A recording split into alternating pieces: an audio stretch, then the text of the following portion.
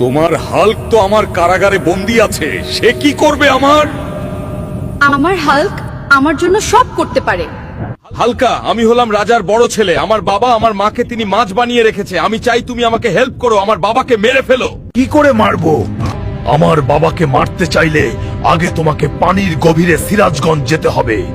সেই জায়গায় একটি সুন্দরী মাছের পেটে আমার বাবার প্রাণ লুকানো মায়াবী মুক্ত আছে। সেটা তোমাকে নিয়ে আসতে হবে আমার বাবাকে মারতে। হাল্ক, আমি তোমার জেলখানার তালা খুলে দিলাম, তুমি পালিয়ে যাও, গিয়ে সেই মুক্তাটা নিয়ে আসো। ধন্যবাদ কুমির রাজকুমার, আমি কথা দিলাম তোমার মাকে আবার তোমার কাছে এনে দিব। ডলফিন মাছ বন্ধু, তুমি কোথায় আমাকে হেল্প করো? বন্ধু বলো কি হেল্প লাগবে? বন্ধু, তুমি আমাকে মাছের রানীর কাছে নিয়ে চলো। হালকা বন্ধু, তুমি আমার পিঠের উপর উঠে বসো, আমি তোমাকে নিয়ে যাব। এত বড় মহল, কোথায় পাবো সেই জাদুর মাছকে?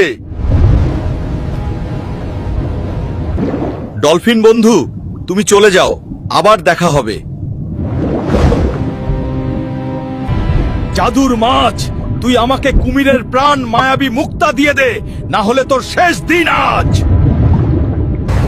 মানুষ এত বোকা আগে জানতাম না।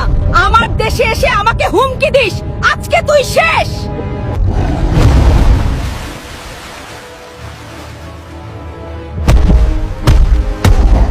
তুমি আমাকে আর মেরো না, আমি তোমাকে কুমিরের প্রাণ দিয়ে দিচ্ছি। ভবিষ্যতে তোমার কোনো সাহায্য লাগলে আমাকে ডেকো।